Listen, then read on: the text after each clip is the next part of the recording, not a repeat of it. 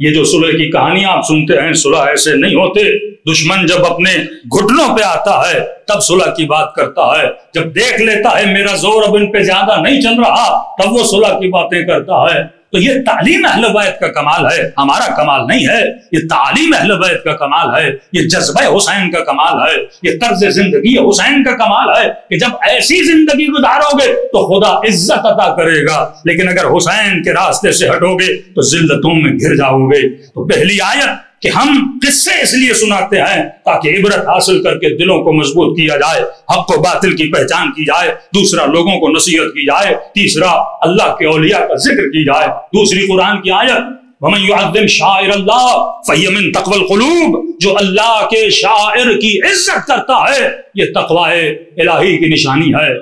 شاعر صرف حجر اسود نہیں ہے، شاعر صرف صفا و مروہ کی پہاڑیاں نہیں ہیں، شاعر صرف مکے میں نہیں ہیں، ہر وہ چیز جس کی نسبت پروردگار عالم سے ہو، جس کو دیکھ کر خدا کی یاد آئے۔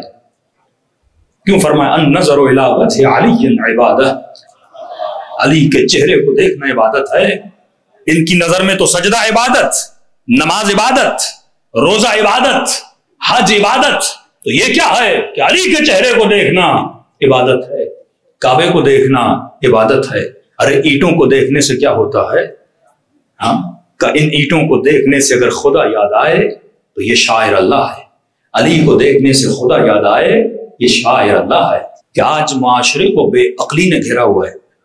میرے چھٹے امام فرماتے ہیں 75 لشکر جہالت کے، 75 لشکر عقل کے۔ یہ موضوعات بہت کم پڑے جاتے ہیں۔ فرمایا اگر چاہتے ہو ہدایت پاؤ ان لشکر والوں کو پہچانو، سوار ہو عقل کے لشکروں پر، جہالت کے لشکروں کو پیچھے دھکیلو۔ آج معاشرے کو جہالت نے گھیرا ہوا ہے۔ انسان جب مکتب سے دوری اختیار کرتا ہے تو جہالت میں پڑ جاتا ہے، تنگ نظری۔ کہ آج اگر کسی سے پوچھا جائے کہ پاکستان کا ایشو کیا ہے، مسائل کیا ہیں، سب بولیں گے مولانا غربت ہے، مہنگائی ہے۔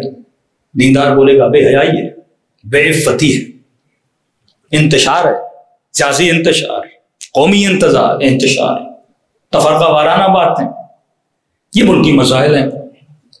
لیکن ایک ٹک ٹاک کے مفتی صاحب ہیں، انہوں نے کہا کہ اگر میں ملک کا وزیر اعظم بن جاؤں تو پیچھے پوچھا بھائی آپ بنو گے تو پہلا کام کیا کرو گے؟ آپ سے پوچھا جائے بھائی ملک کے وزیر اعظم بنو گے تو پہلا کام کیا کرو گے؟ تو انہوں نے کہا اگر میں ملک کا وزیر اعظم بن جاؤں تو میں سوچ رہا تھا یہ بولیں گے میں رشوت کو ختم کروں گا، میں ظلم کا خاتمہ کروں گا، میں بے حیائی کا خاتمہ کروں گا، بے عفتی کا خاتمہ کروں گا، غریبوں کے لیے گھر بناؤں گا، یتیموں کے لیے یتیم خانے بناؤں گا، محبت اور بھائی چارے کا درس دوں گا، پاکستانیت بڑھاؤں گا، نیشنلزم بڑھاؤں گا۔ اب میرے ذہن میں یہ باتیں چل رہی تھی کیونکہ یہ ملک کے ہاٹ ایشوز ہیں۔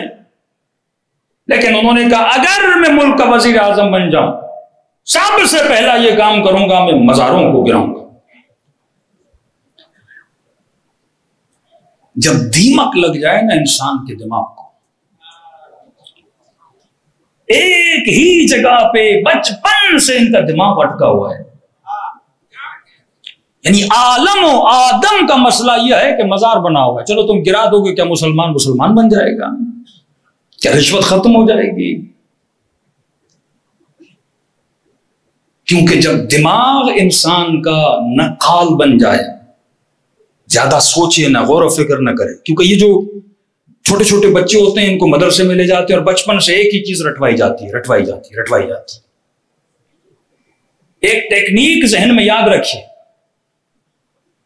اتنا تکرار کرو کہ لوگوں کو جھوٹ بھی سچ لگنے لگے۔ پروپیگنڈا اس طرح ہوتا ہے، مثلا اتنی بار بولو مثلا شیعہ کافر ہے، اتنی بار بولو کہ اب صرف لفظ شیعہ آئے تو آٹومیٹیکلی اس کے ذہن میں دوسرا لفظ بھی آ جائے۔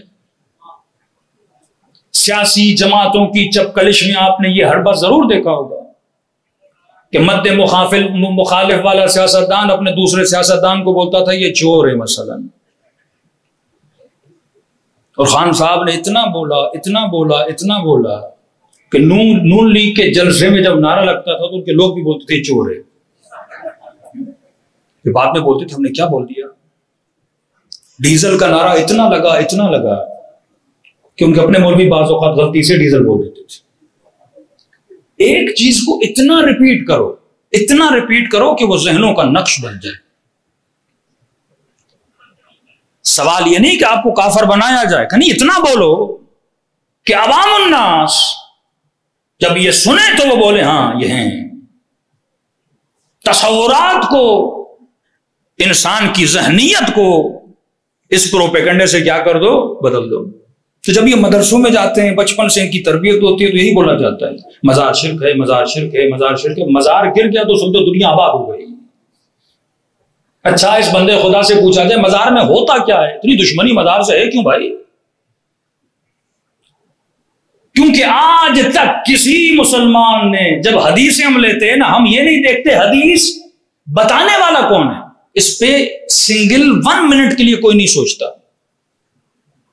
قرآن کہتا ہے جب خبر آئے تو خبر کو مت دیکھنا، لانے والے کو دیکھنا.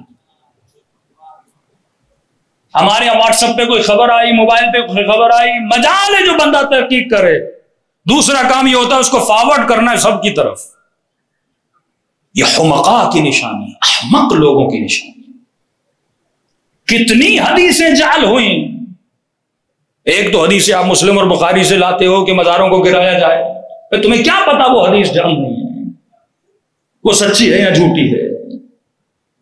تم ایک سیکنڈ کے لیے ڈاؤٹ کر سکتے ہو کہ نہیں. نہ بخاری معصوم ہے نہ مسلم معصوم ہے.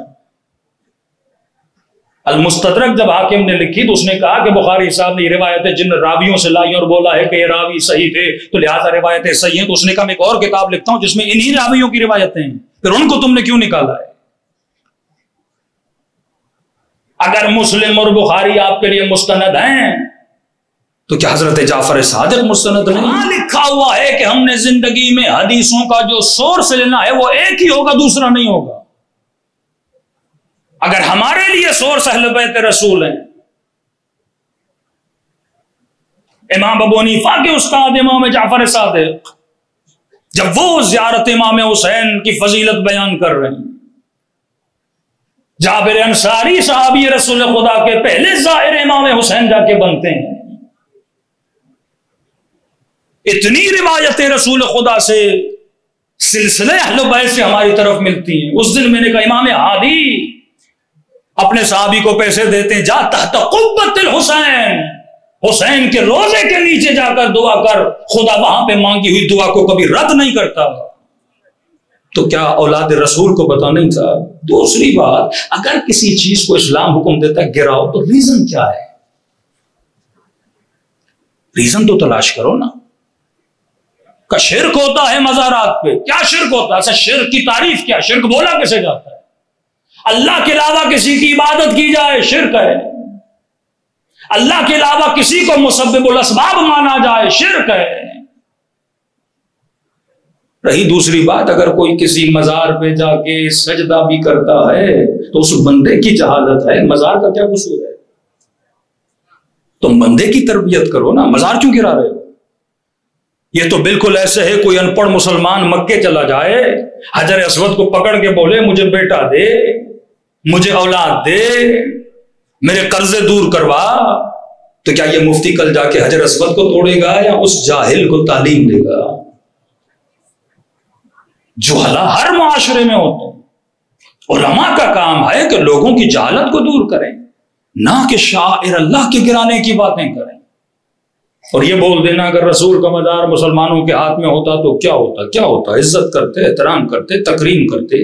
جو مقام رسول گرامی کا ہے وہ مقام، اس مقام کا خیال کرتے. جب حجر اسود کی ویلیو ہے تو کیا رسول کے روزے کی ویلیو نہیں؟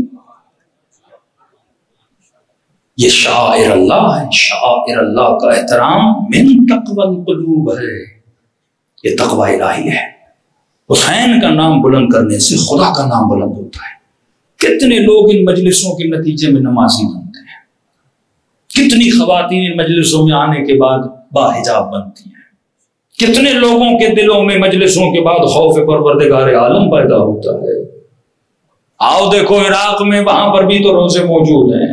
کون سا شرک ہو رہا ہے؟ دن رات حسین کے روزوں پہ اللہ کو ہی تو سجدے کیے جاتے ہیں. زیارت کرو، 2 رکعت نماز پڑھو، سجدہ کس کو؟ خدا کرو. دعائے کمیل میں کس کو پکارا جاتا ہے؟ خدا کو پکارا جاتا ہے. یا وجیہتن عند اللہ اشفعی لنا عند اللہ، اللہ کا نام ہے. اے وہ عظیم شخصیت جو خدا کے نزدیک مقام رکھتی ہے، اے خدا میں حسین کے روزے پہ آیا ہوں، میرے گنہگار چہرے کو نہ دیکھنا، حسین کے نورانی چہرے کو دیکھنا، اور اس چہرے کے صدقے میں میرے گناہوں کو بخشنا. پھر دلیل یہ دینا نہیں نبی جب زندہ تھے تب واسطہ تھا، اب نہیں ہے تو نہیں دے سکتے. یہ فلسفہ تم نے کہاں سے نکالا؟ تو کیا رسول خدا محو ہو چکے ہیں؟ اللہ کے نزدیک اب ان کی کوئی عزت نہیں ہے، ان کی کوئی قدر نہیں ہے، ان کا کوئی مقام نہیں ہے، تو رسول کو سلام کیوں کرتے ہو؟ کہا نہیں، ملائک سلام لے کر جاتے ہیں. جب سلام لے جا سکتے ہیں تو کیا ہماری دعائیں نہیں لے جا سکتے؟ تو شرک کا فتویٰ کہاں سے لگتا ہے؟ تو یہ جو ذہنوں کو زنگ لگ جاتا ہے، یہ سب سبب ہے دوری مکتب اہل بیت سے.